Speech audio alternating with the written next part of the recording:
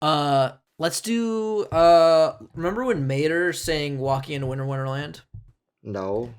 for the Disneyland commercials where he goes, "In the land, are you listening? Camera plan, stars are glistening. Get up No. in the sky, Beautiful sight, tonight, I'm happy walking tonight, tonight, walking walking in a in a winter winter wonderland. wonderland." What is the point of Family. I don't know, because we're talking about winter. Welcome back to Stacked episode 68, everybody.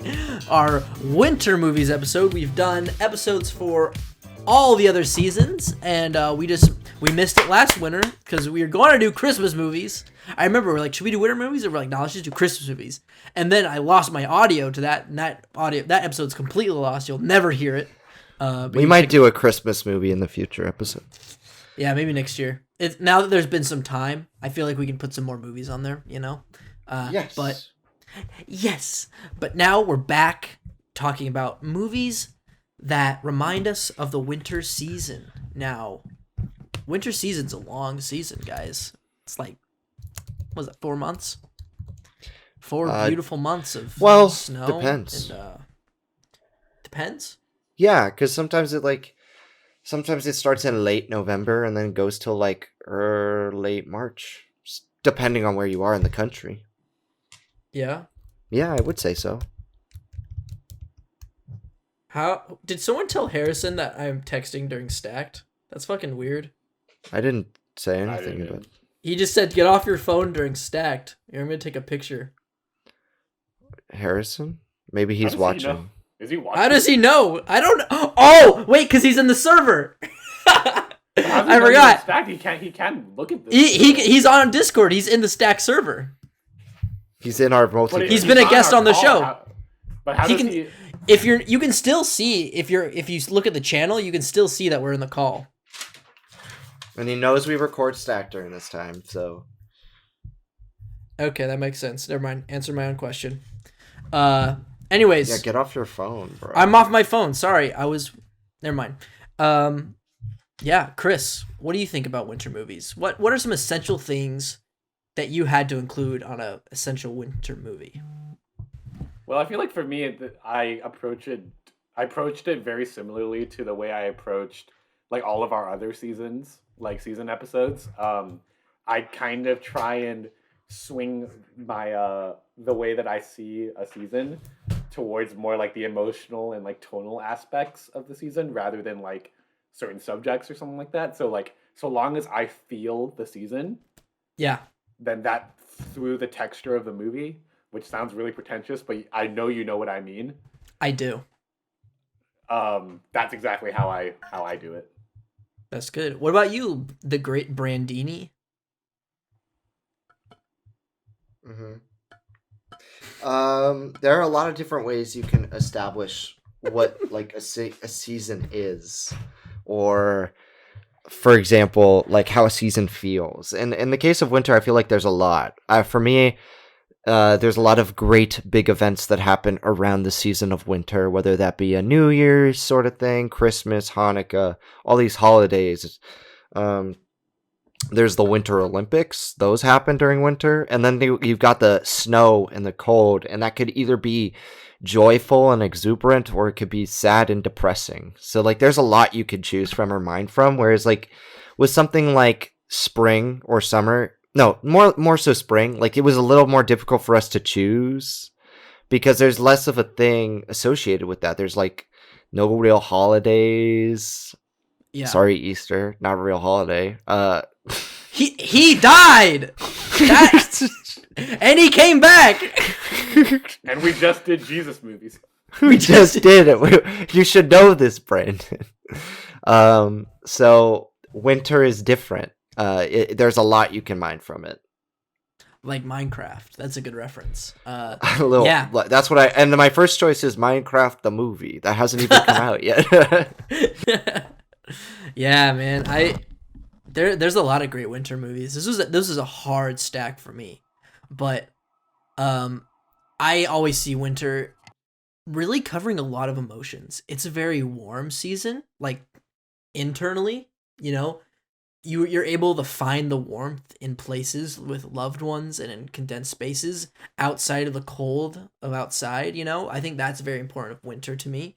I think winter's an also very intense season because of its briskness, and it's like it's an intense season. You can die in winter, you could die of hypothermia. That's important. That's an important winter element. You could die In summer. You can maybe die in summer if you live in the right place. You can't die in spring or fall. How are you gonna die in fall? A leaf's gonna fall on you. It's gonna kill you. You're gonna choke on a leaf. Nah. See, winter's an intense summer, so you have to have things where you die. And then winter's also fun because you got there's lots of fun activities to do during winter. And that you can't during any other time of the year. That's true. Well, so now you can. As a Utah boy myself, I have an affinity for the old winter sports. I used to ski a lot. I don't do skiing that much anymore, because I live in California. But got some fun times in the old winter movies. So yeah, that's good. I think we're all gonna make some pretty good picks this episode. But of course, before we get to our picks, let me just hey, come here. Let me tell you something. Let me run down how this show works for you, right into your ear, okay? Once a week, we set a topic or theme, go our separate ways, construct our own 3-film stack. Then after a week, we come back here on the podcast and share our own stacks one film at a time. Then at the end of the show, we'll mix and match 9 films to make the ultimate percentage of what considers a 3-film stack you're checking out this hypothetical video store. That's how it works. Simple as that. Did you get that? Did you get all of that? Okay, good. Because guess who's first? Brandini. The great Brandini is first. Mm-hmm. With your first winter movie. Well, you talked about the intensity of a season. And no, I didn't. Oh, wait, yes, I did. And the winter season can be intense, which is why I chose a thriller. I chose the 1990 film Misery, starring Kathy Bates and James Caan. That was close on my list. That was so close to being on my list. This is a good-ass movie. Talk about it, Brandy. All right. So this is based on, I believe, a Stephen King novel about a writer who's driving up to a cabin to kind of get away from the publishing company who's trying to alter his works, and he's kind of fed up with the writing world, and he wants to get away as he publishes his last major book, and he's kidnapped by a super fan. By Snoop Dogg. By Snoop Dogg. Thank you, Snoop. Wow, who's kidnapped? You saved me. He's kidnapped by a super fan who loves his books but hates the ending of this. So she tortures him into making her own fantasies about what these books should be, all during the great season of winter. So basically, the winter season covers up his disappearance because there's no way they can find his car, and they think he just dies because who's going to be able to survive in the mountains for this long in the cold? And also, it's very cozy, but that coziness leads to a feeling of being trapped because of how snowed in everything is and packed away. My uncle, who lived in northern Arizona, actually my whole family who lived in northern Arizona, actually I lived in northern Arizona. My whole extended family dealt with the winter cold, but so much so that their lodge would get packed in with snow, so they couldn't take the driveways down to the city or any big city in order to get materials or whatnot during winter, so they had to be self-sufficient. And in this, you feel trapped and claustrophobic, and it's cold and scary and intense. And that's why I think it's a great winter movie. It plays a lot of those bongo drums perfectly. Yes. Bongo Jerry. Yeah. Bongo Jerry. Misery was one of the best, most surprising films that we watched in our industry insiders class when we went through all the pictures of Castle Rock, all the films of Castle Rock, and Rob Reiner did it, didn't he? Yes, he did. It's so different from him. He doesn't do horror films. It's not really horror. It's a thriller. Yeah. But it's just got some grueling sequences of James Caan being caught in this house and trapped, and how all the ways he's thinking of escaping, but it just never works out for him. And come on, the cobbling scene, because the hobbling scene. That's what it's called, right? She hobbles him. Yeah, with the brick. With the hammer. Oh, fuck. Well, you know what I mean. Yeah, I do. Yeah. fuck, man, that is just hard to watch. That is one of the most intense sequences ever. And they don't really show that much, you know. So that's kind They of like, do. They show it all. They show the whole foot going. fucked up. No, yeah, but like for 1 second, you know, it's not like another movie where they would just hold on the shot for a while or hold on the injury. Mm-hmm.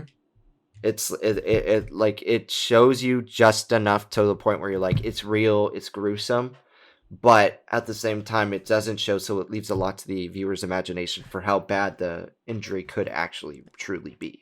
It's true. I have a little headcanon here.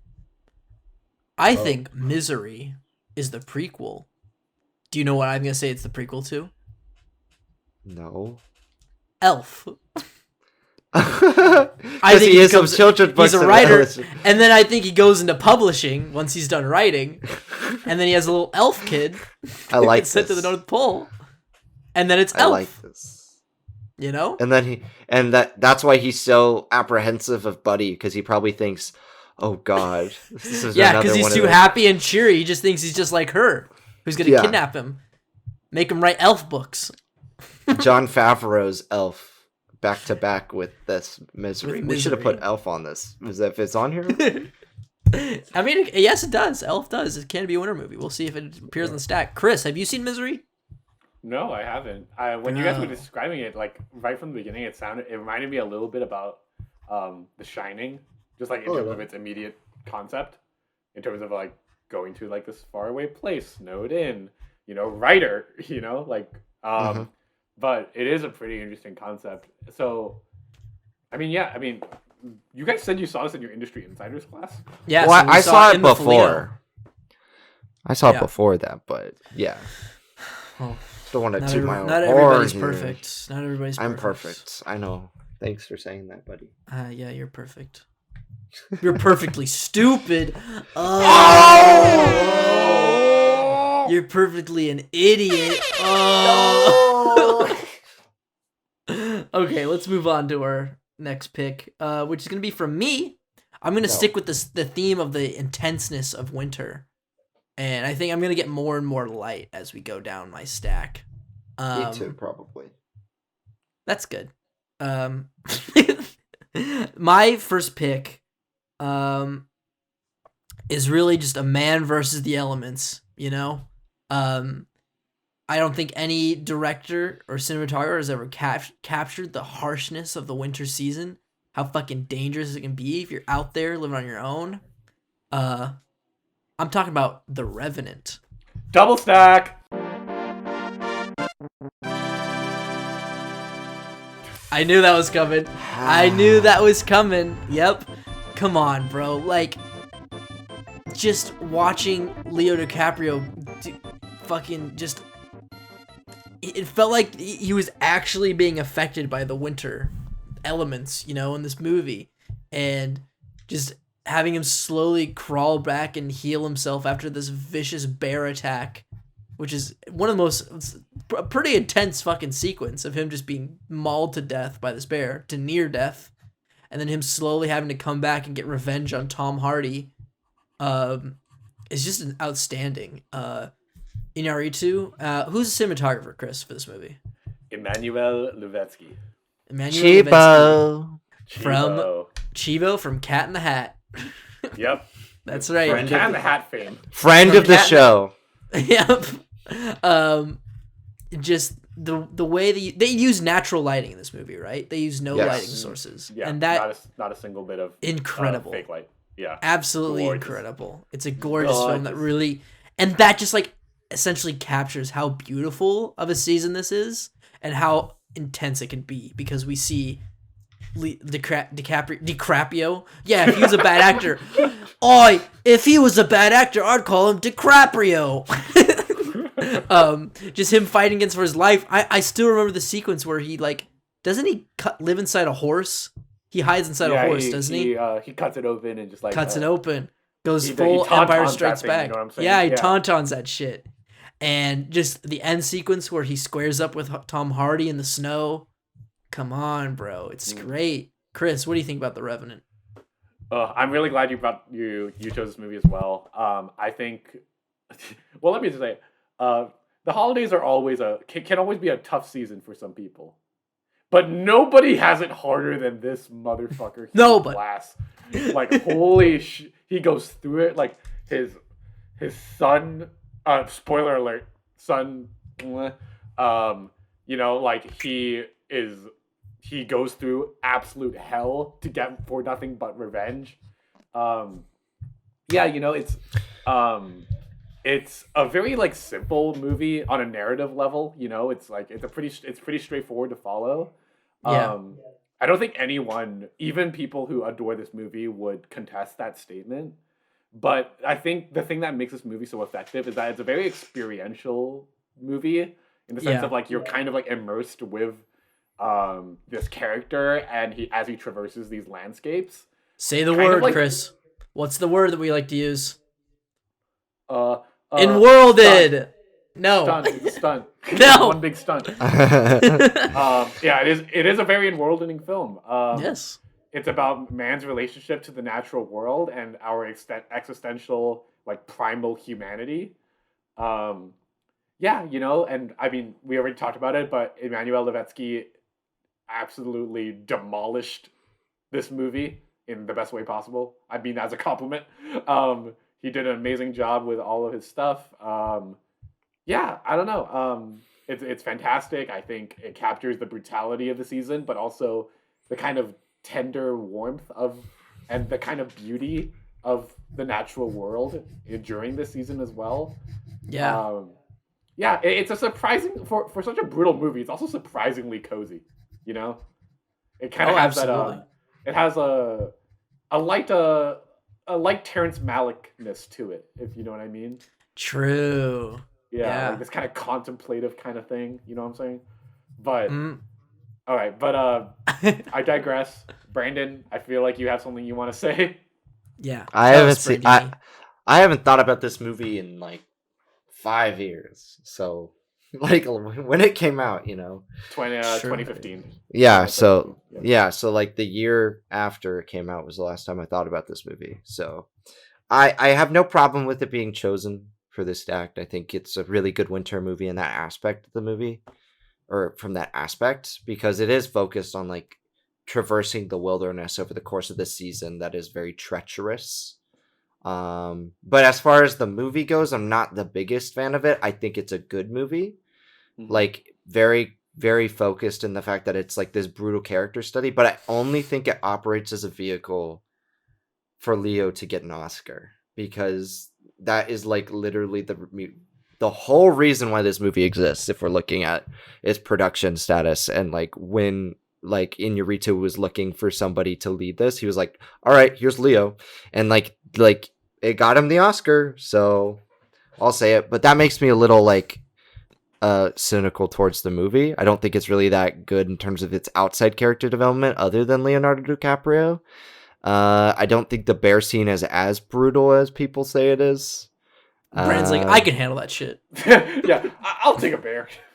I'm just saying, I don't think it was as intense as people make it out to be.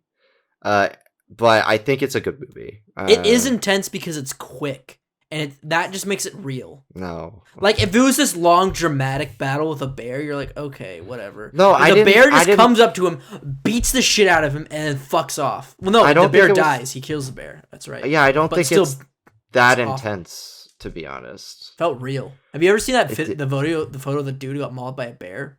I've seen the movie called Grizzly Man. Not Grizzly Man. There's like some other dude who fought a bear and lived, and like half of his face is gone. It's crazy. Well, I'm just saying, direction-wise, it didn't like grab me, you know. Okay.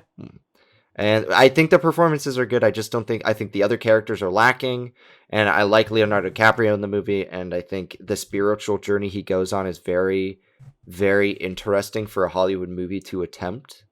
Yeah. But that's like where most of my enjoyment in the movie goes towards. But it works for winter movies, so I agree with you on that.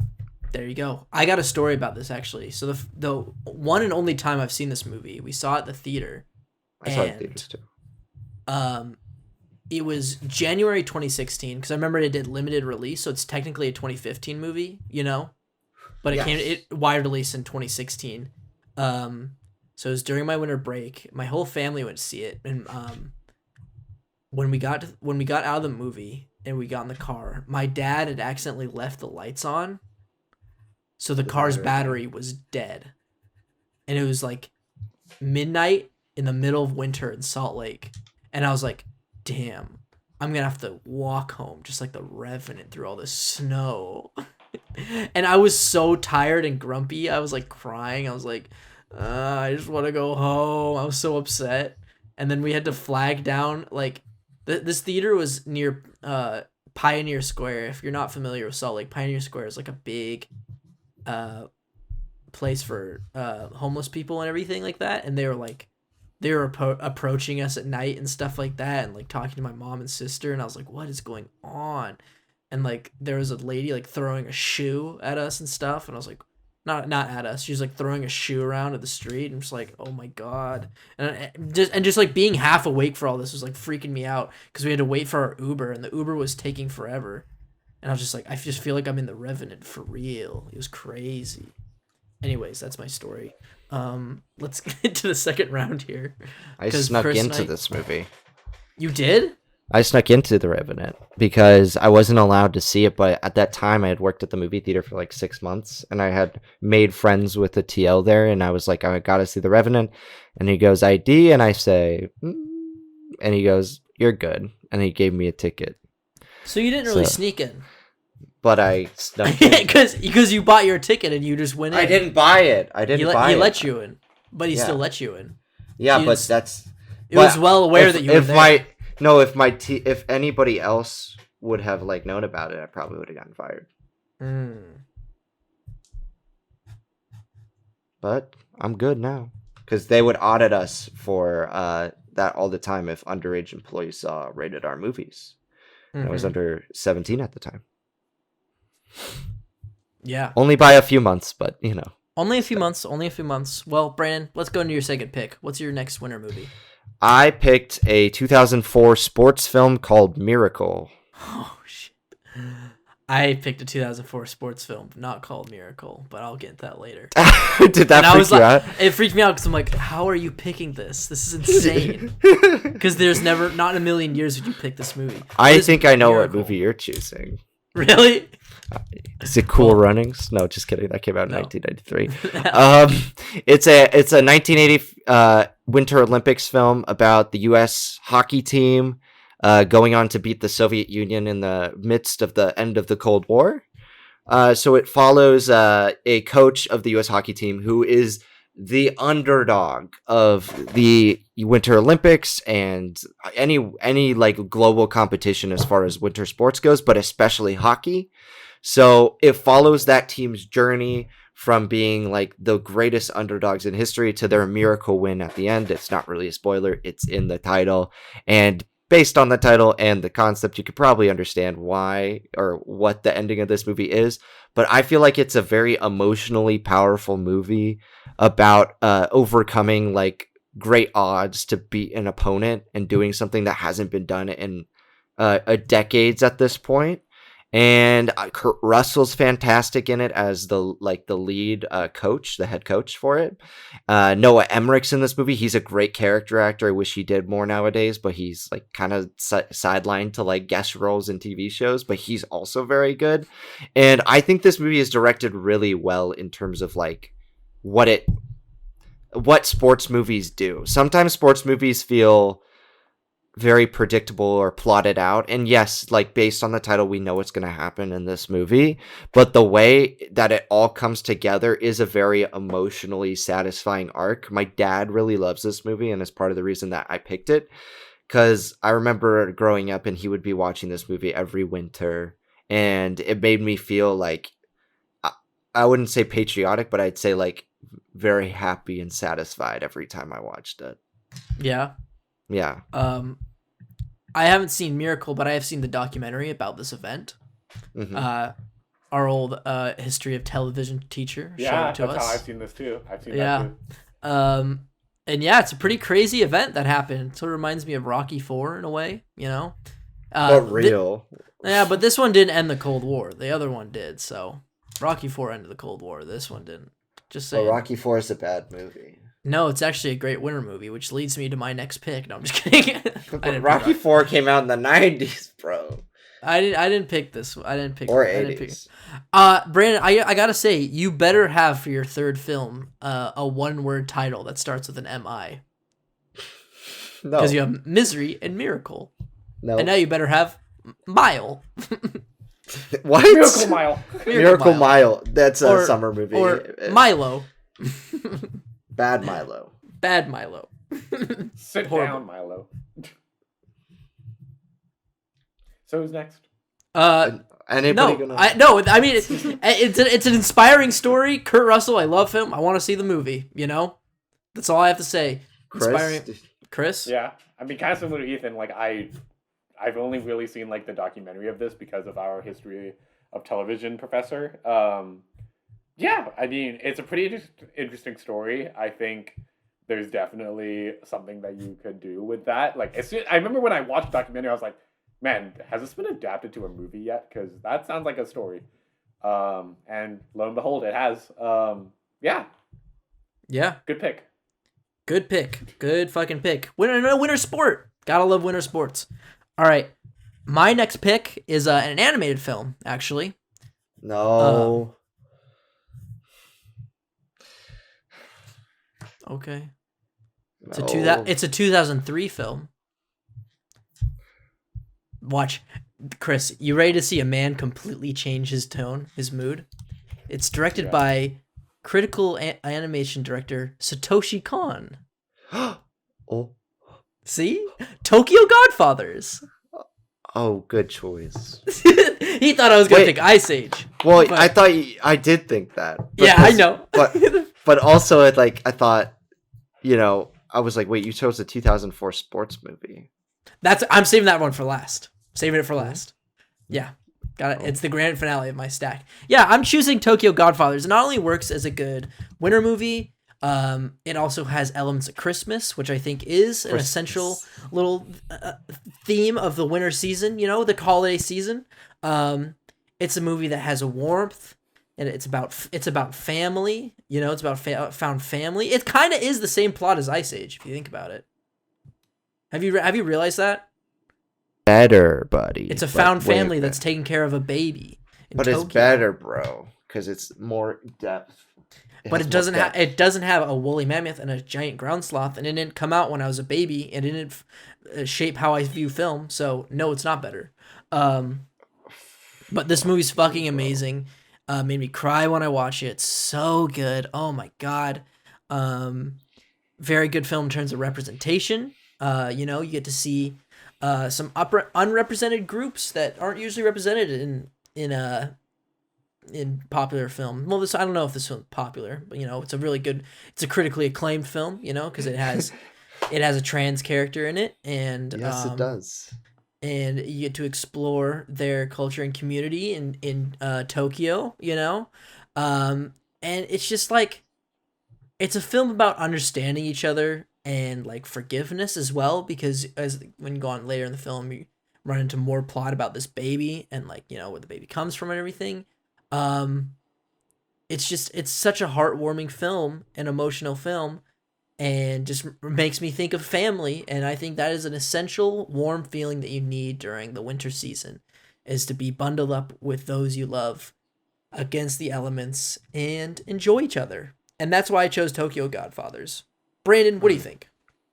I think this is a very good film. I think obviously with Cohn, every one of his films is original and outstanding in terms of its like quality and what he's depicting on screen, but this is the most like grounded of his works.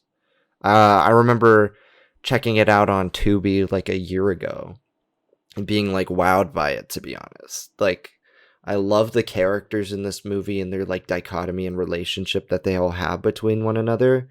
They're all different, but in their own ways, they kind of support each other through life. They each represent a piece of a very broken family, and you kind of like learn about them the more the film goes on, and like Cohn doesn't leave any stone unturned with them.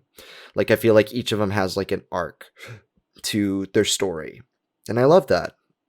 I mean, specifically with the trans character, having a trans character in a what was it, 2003 animated film is surprising and brave. Yes. And having them be basically the mother to this child throughout the film is amazing. Mm-hmm. I also love I love the animation, and I love the feel that you get. It's a very you get the magic of Christmas in it, and you often don't really see that, I think, in animation really well done. And I feel like this nails it. And Eastern animation too. I don't know if I've ever seen an Eastern animated film depict Christmas like this. And it's kind of beautiful and magical, and I love it. A cone is a one of a kind, and this is great. Yes. Chris, what have you heard from Tokyo Godfathers? Have you seen it? Have you seen any Satoshi Kon? No? Not yet. No. Bro, how have you not seen any Satoshi Kon, bro? Yeah, I haven't heard very much about Tokyo Godfathers other than what you guys just said. I mean, I know it's directed by Satoshi Kon, and I know that it takes place in Christmas, or is around the Christmas season.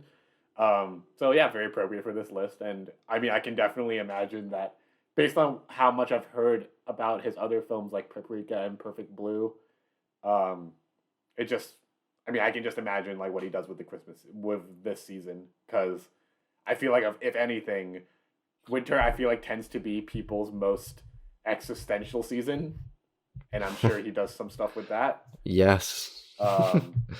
Yeah. I think he captures like all of the aspects of winter that we're sort of mentioning here, because there are times where it is a very tense film with what it's tackling subject matter wise. Like there are existential qualities and tensions that the characters are having internally as well as externally, and as well as supporting characters throughout the movie. But it also finds that happy medium with like the happiest parts of the Christmas season and holiday season rather. And that's really good about it. Yeah. It is. It's an amazing thing that the winter season can bring to people. All right, Chris, what is your second film? Let's hit it, bro. All right, this one's a little lighter than Tokyo Godfathers, I think. From what I've heard, I'm picking I would say like nowadays, some might even call this a modern Christmas classic. Sergio Pablos' 2019 Christmas animated film, Klaus. This was so close to making my list. It was my number 4. So yeah, Klaus. It is this movie got a good bit of talk when it came out, because I think a lot of people were just generally like pretty pleasantly surprised that Netflix's first original animated Christmas movie turned out pretty dang good. Mm-hmm.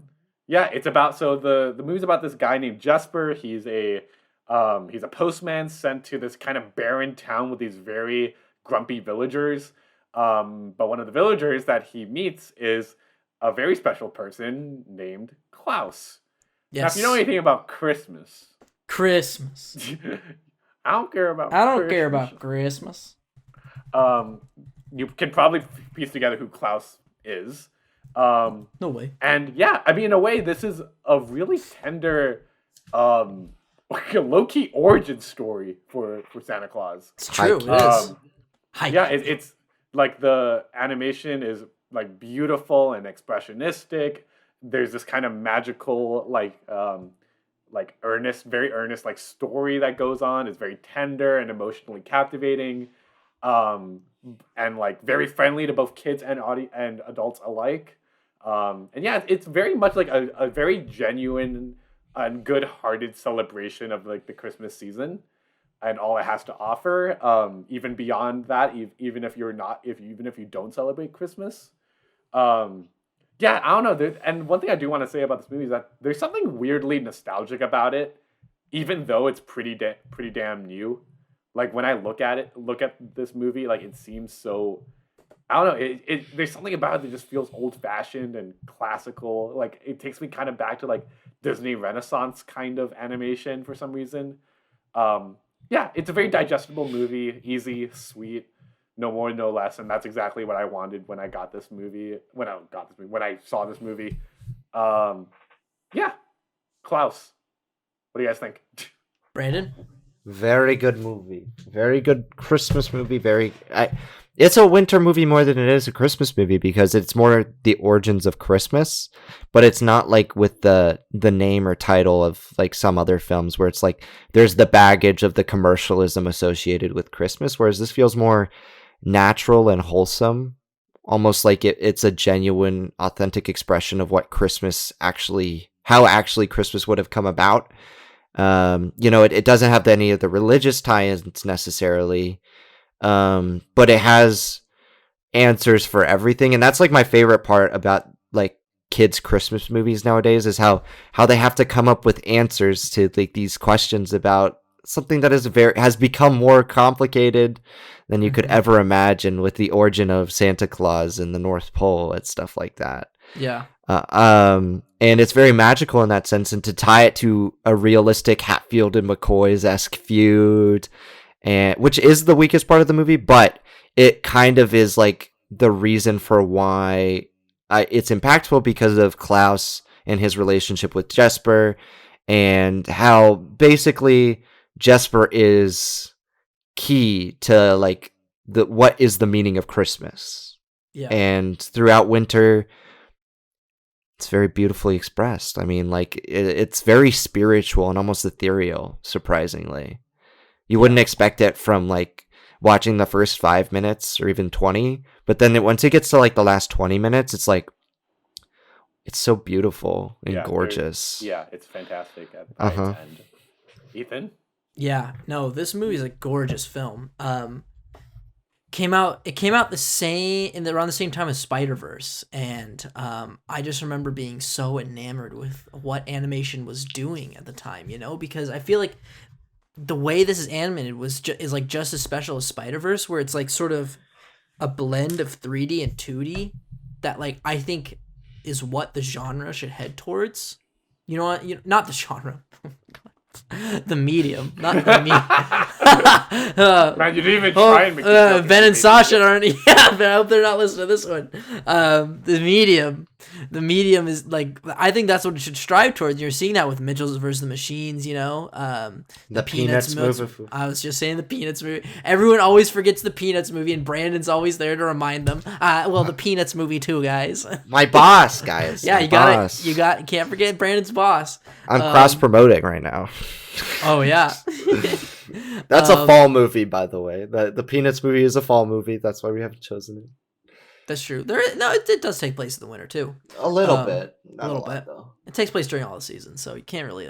I don't know. Anyways, very fun movie. Good voice talent. We got Jason Schwartzman and what's his name? J.K. Simmons as Santa. Salmon. J.K. Salmon. J.K. Salmon is Santa. And it's one of those films that appeals to both kids and adults, because it does have this tragic story with Santa Claus losing his Mrs. Claus. That was a different twist. I was like, right? Ho ho, oh no. You're like ho ho, oh. Give me the tissues. So it was pretty cool, and I think this is a new Christmas classic. Yeah, good stuff. Yeah. Good stuff. All right. Round three. We're chugging through it. Let's get through this final round here, Brandon, with your last winter movie. I had to pick a Christmas movie as well. I picked one of the most recent ones that I've been harping on about, guys. Christmas movie pranks. No, 2011's Arthur Christmas. Arthur Christmas. It's so good, guys. Okay, I need you to tell me everything about this movie, because I only know that it's just British people. There's like a spaceship sleigh, and they look ugly as fuck. I think they look great. That's it. No, they're supposed to look like British people, and they're all ugly as fuck. You just hate British people.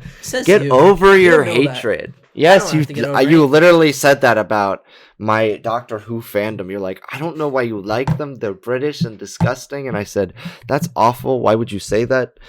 I'm talking about Arthur Christmas. This 2011, I think just as good of a classic as Klaus. Definitely not as beautiful in its animation style, but creative nonetheless. This is a movie for the first 20 minutes that you're like, all right, this is kind of cool. But then it gets into more emotional territory and more mature territory as the movie goes on.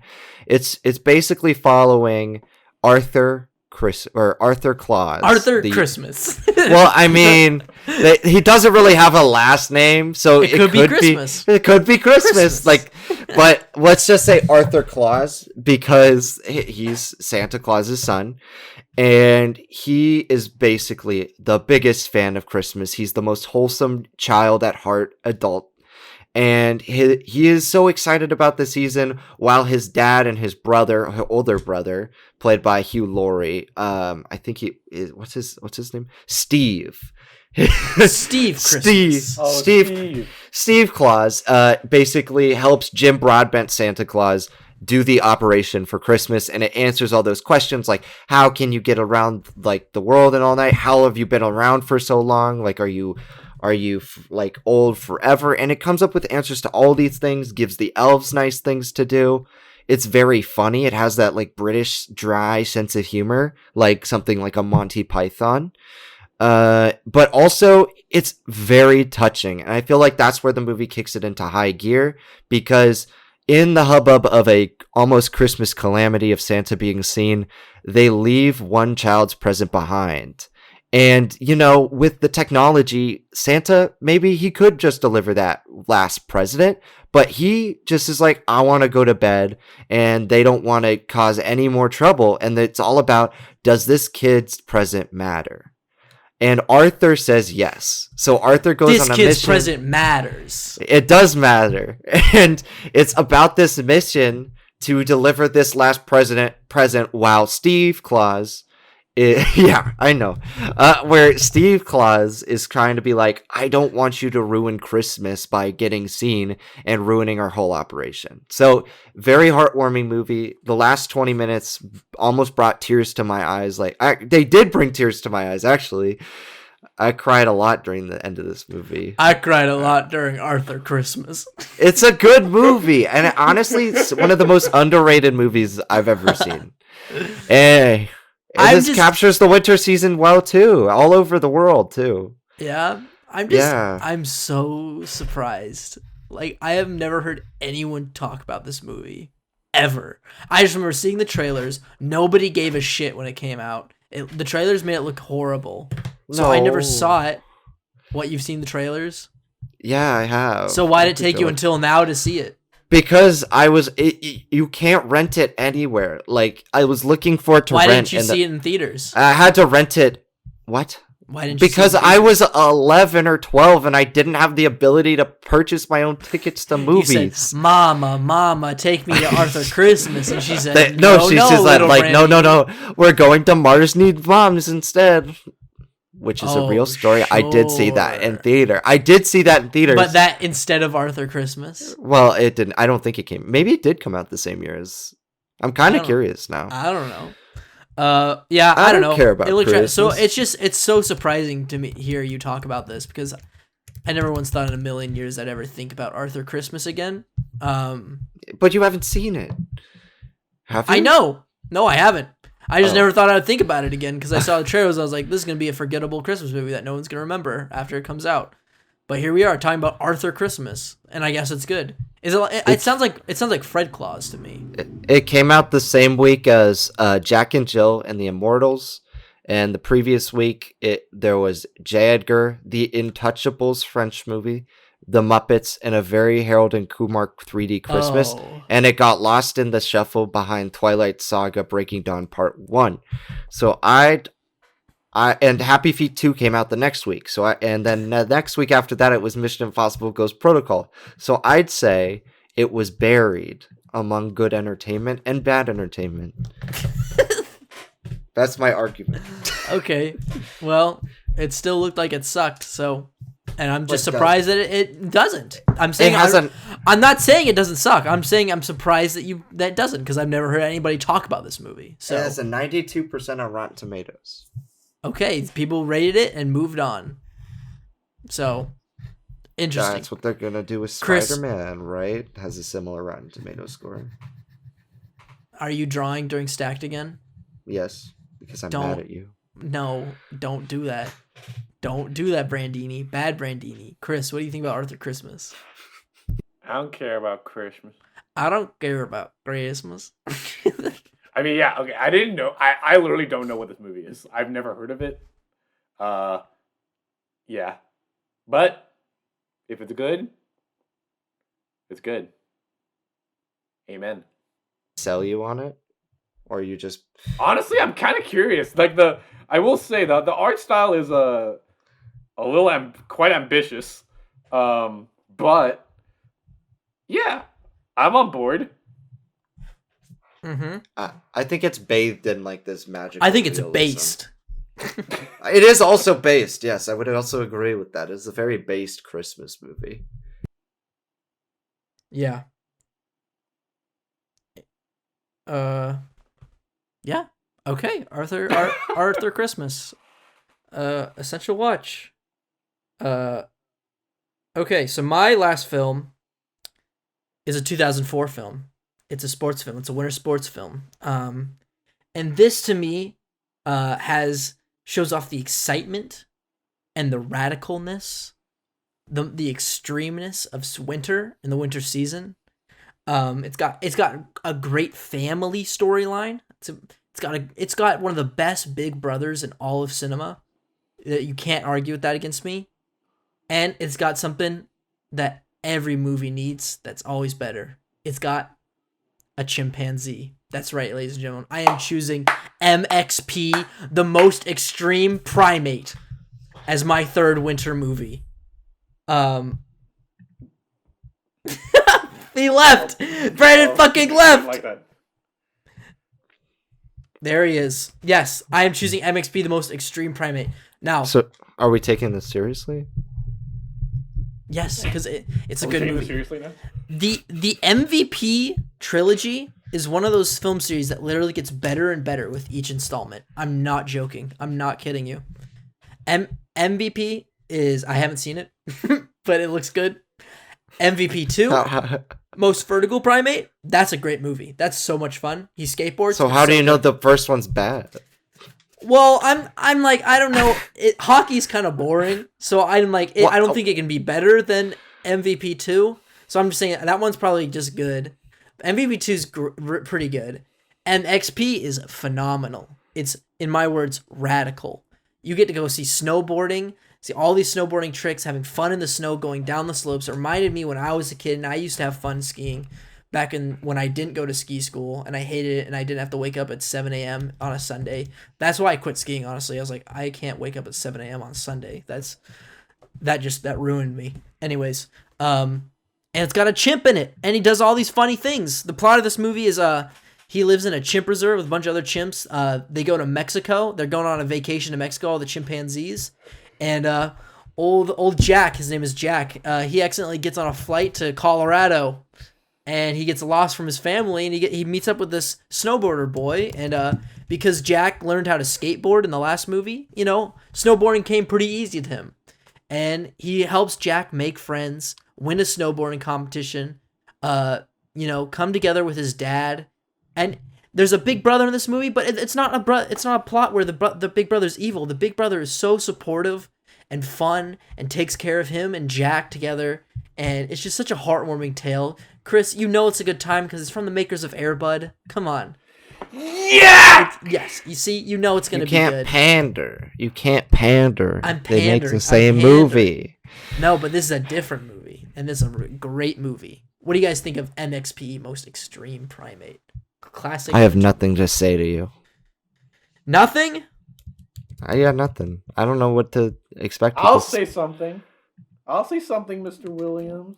Look at the Chris. you might also like on Rotten Tomatoes. That should give you a good idea. So Ethan, you say that the makers of Air Bud made this movie. I think so. Right? It's Air Bud Entertainment. Oh no, it's Air. This director also directed all of the Buddies movies. Including the Santa Paws spinoff, which is quality. and has directed also the worst Air Bud movie. Oh yeah. Sheesh. Well, But- there's no dogs in this one. We gotta hate that right now. But yeah, I mean, the thing is, like, as soon as you mentioned this movie, my first thought was like, not Air Bud. Sorry, man. Like, But it's I don't got know a what to chimp. tell you, it's not Air Bud. Come on. Look, he's right here, right behind me. That's the chimp. I think No, it's not. I think monkeys lead themselves easier to play, like the animal playing sports movie, than dogs do, because at least the monkeys have like opposable thumbs, right? Like a Mhm. chimpanzee and stuff. Mhm. Which is like, but they don't make good ones. Like, remember when we watched Ed as a group? Oh yeah, Ed Ed, yeah, with Matt LeBlanc. yeah, Oh Jesus, I forgot about that movie. exactly. Well, Ethan, if you advocate for this movie, I am He's a, a pro- I am a I'll strong. support you. Yes, I'm a Primate strong activist. advocate of the MVP trilogy. I think all the chimps were treated correctly and fairly in these films, so it makes for a good time. I don't have any evidence to state that they probably were abused, but that's Hollywood. I don't know. Sorry. What? Grow up. Just kidding. So Ethan, what's your response to Harvey Weinstein? He's not a chimp, so I can't really comment on that. I can't comment on human affairs, but chimpanzee actor affairs, I'm your guy. Okay. Okay, thanks for letting Okay. us know, buddy. What? I The fact do that not you can't- condone, I do not condone any of Harvey Weinstein's You can't actions. comment. I just said said he it. I can't do comment. not condone. I do not condone said he any of can't Harvey comment. Weinstein's actions. He's a monster. Fuck Harvey Weinstein. Stack is Fuck canceled, Bill stack is Cosby. canceled, stack is What? canceled. Because I'm saying fuck Bill Cosby? No. No, Fuck Harvey Weinstein. Fuck Bill Cosby. Fuck Jeffrey Epstein. Vil. Love MXP. Most extreme primate. You're fucking crazy. Me? You're the crazy one that you didn't choose this on your stack. Come on. Oh, okay. No, screw you. I'm not choosing a monkey movie. Okay, fine. Chris, what's your last film? Okay. I don't care about Christmas. I don't care about Christmas. No, it's not. I did briefly think about choosing that, but I didn't. I ended up choosing a 1952 movie. What? What? There's That's no crazy. films. There's no films that came out that year. Just No, kidding. those don't exist. What are you talking about? I actually did not expect this film to appear, but when I started contemplating the kind of end of year and onto the next kind of mentality and taking it all in and all that stuff, the mentality, the tone, the emotions of the season, I just had to do it. I chose Akira Kurosawa's Ikiru. Ikiru. Fuck, bro. good one. That is That's a good one. That's a pretty good one there, Chris. That's a pretty good film you chose Like, there. we gotta say that is a pretty. You're making me do a De Niro face, Chris. You know that's pretty good. That's a pretty good movie you picked there, Chris. Tell me about Ikiru. So Ikiru follows this character of Kanji Watanabe, a man who has a terminal illness and is forced to not only grapple with his own mortality, but kind of contemplate every aspect of his life leading up to this moment and however it may take him going forward. Largely speaking, this movie is like just one very big character piece about this guy. It explores, but through the lens of this one character, it explores so much of our humanity, and I think that's something Kurosawa really does excel at, is kind of like taking all of these, like, you know, all of Kurosawa's films, at least the way that I see them, yes, they could be, some of them are very flashy and can be quite, like, I mean, not flashy is not the right word, but like, you know, even for his most grand films, there's a humanity, a delicate, down-to-earth humanity to them.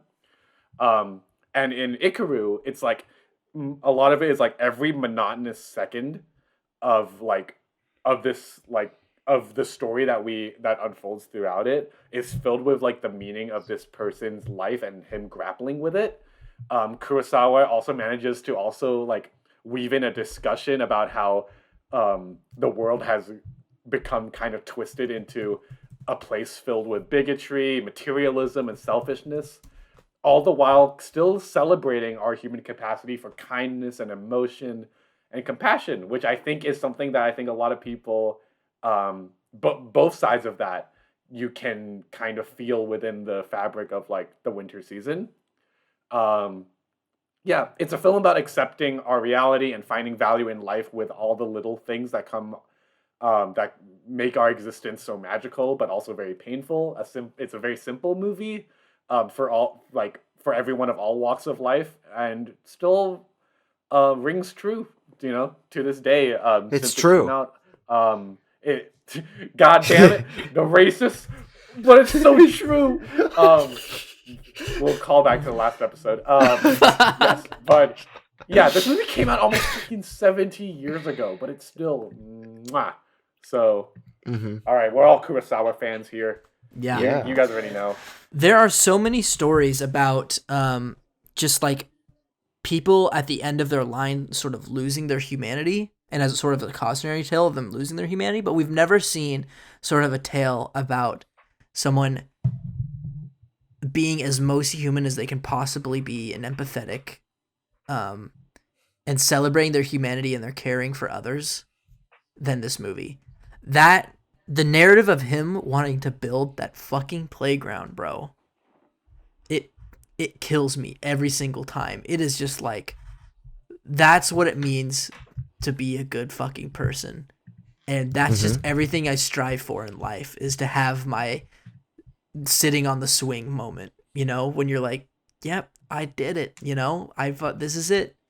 And it's just like, fuck, it's so good. It's such a good film. I can't recommend this movie enough. You gotta see it. Brandon, what do you think? I love this movie. It's made me cry. It's one of those like 30 plus films, just under 40 films that has made me cry. So I love it.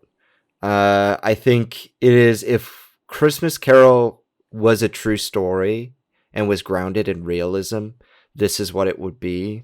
A man who looks at his life and isn't necessarily malignant in his actions. But James Wan.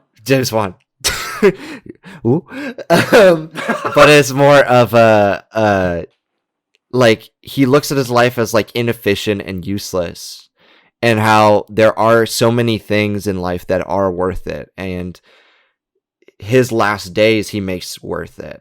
You know what I mean? And it examines his existential crisis for the world to bear, and it's very beautiful and haunting at the same time, and it lives up 70 years later. There are a lot of films that don't stand the test of time, whether that be because of acting or cinematography or sound or story plot elements that don't work, but this does, and it's timeless. So it's right up there. And as far as winter goes, you nail it. Like, most of the movie takes place during the winter season, and as a result, like, this character is like so sad and suffering and miserable, but then there's some genuine joy and like exasperation that comes out of it at the end. Yeah. So yeah, great movie. Amazing movie. So good. Ikaru. I think all of our choices are good except the monkey one, if I'm not gonna lie. And Arthur Christmas. I bought it to prove a point. Didn't you see my tweet just now? I did see your tweet, and I'm choosing to ignore it. Well, I'm excited to watch Arthur Christmas then. And maybe I'll show you MXP. So you can change your I hope to tune. share in our Christmas. Yeah. All right. Well, let's run down all of our films here before we get to deciding this final stack. So, Brandon, you want to start us out with your stack, Rooney? Yeah, I did Arthur Christmas, Misery, and Miracle. Okay. I did The Revenant, Tokyo Godfathers, and MXP, the most extreme primate. Chris. I double stacked with Ethan Revenant, and I also chose Klaus and Ikaru. Alrighty. So we know we got Revenant. I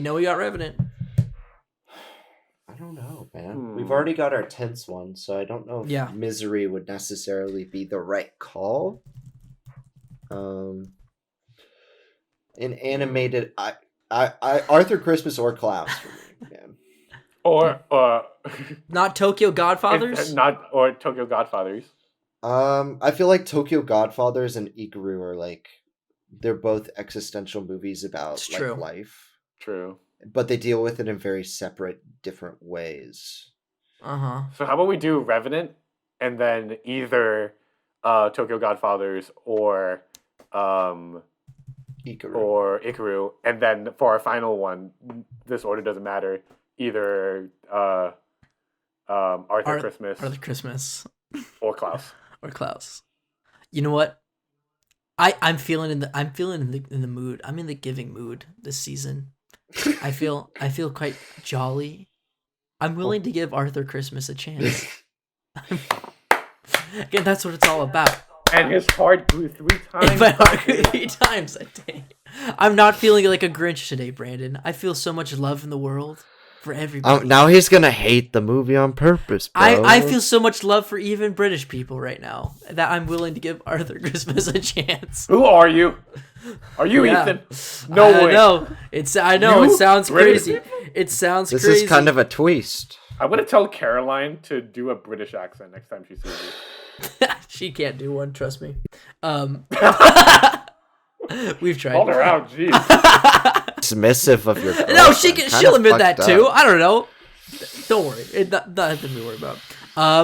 Yeah, that's Damn. me. Remember Ethan last night when I was like, "Hey, why'd you say that about her?" Or not last night, but the night before that. And she was like, "What'd you say?" Remember when you talked all that mad shit about her? What the fuck are you? You're gaslight. Wrong episode. Wrong fucking episode. All right. Oh my god. So, shall we run it down? Arthur Christmas, Ikaru, and Revenant. Is that the 3? Yeah. So let's figure out an order. I don't think we should end on Revenant. I feel like that's a little. I think we should do that ending leaves a lot Arthur to be Christmas. Decided. No, Arthur Christmas has a hell of an ending. Let's go to Arthur Christmas and a Revenant. Or Revenant into Arthur Christmas. I agree with that. I agree. I think Revenant, Arthur Christmas, Ikaru. You sort of separate the two more dramatic films, even though Brandon cries in Arthur Christmas. I cried in both Ikaru and Arthur Christmas. Didn't cry in Revenant. Did not cry in Revenant. He cried tears of boredom. No, I didn't cry. I just was sitting there like... Wait, Brandon, Brandon, make that face one more time. And hold it there. All right, I got it. If I saw someone watching a movie like that, I would think they were a theater shooter. I would run the other direction. Are you kidding me? I was just like, nope. Nope. No way, Jose. Brandon watching Revenant. Yeah. All right, I'll put that on screen. Like passively unimpressed. Yeah. It's a good movie, just not that good. He's completely whelmed and like neutral. He's just like... Yeah. It's like there's nothing super impressive about it other than Leo's performance and the natural lighting. The natural lighting thing is pretty cool. But Kubrick did that with like Barry Lyndon like 40 years earlier. Who cares? That movie's boring. That's for like geezers. We're up with the new hip kids now. All right. I'm cool with that. Arthur Christmas has a more wholesome ending, but I feel like Ikaru's is... Okay, yeah. Sorry. No, sorry. I'm sorry. I don't know why I said we're not. Nope. Shut up. We're ending this episode. We haven't even done it down, boys. All right, shut up, Brandon. We're running up the episode. Sorry. No, but we are for seriously running up the episode of our quintessential winter films. Starting with Alejandro Gonzalez Inarritu's The Revenant, a film that displays how intense of a force of nature the winter season can be and how much it takes to survive in the wilderness. Blah. Cut open a horse and sleep in it, why don't you dingus? Blah. So good. Great movie. Check it out. Brandon, what's our number 2? Our number 2 film is a great Christmas film called Arthur Christmas that manages to capture Christmas. But managed also to capture the wintry wonderland that is winter, with excellent landscapes, beautiful themes about family, and a good Christmas. That's all I got to say. And our last film There it is Akira Kurosawa's 1952 character drama Ikiru.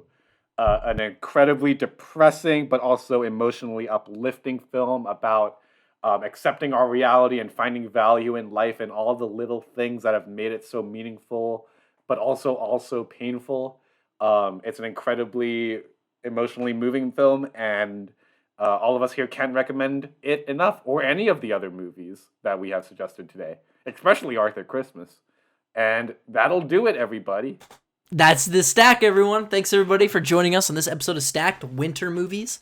We've now finished all the seasons, so now if you want to go through and listen to all those episodes, see what we think about what movies represent each season of the year. It's a little fun thing that you can do. I don't know. Have a little fun. I don't care. Fuck you. Don't do it. Fuck off. Don't tell our audience to do that. Fuck you. Fuck you. Shut up! No! Wait! No! You know how we're ending this shit. Play the sound effect. 21.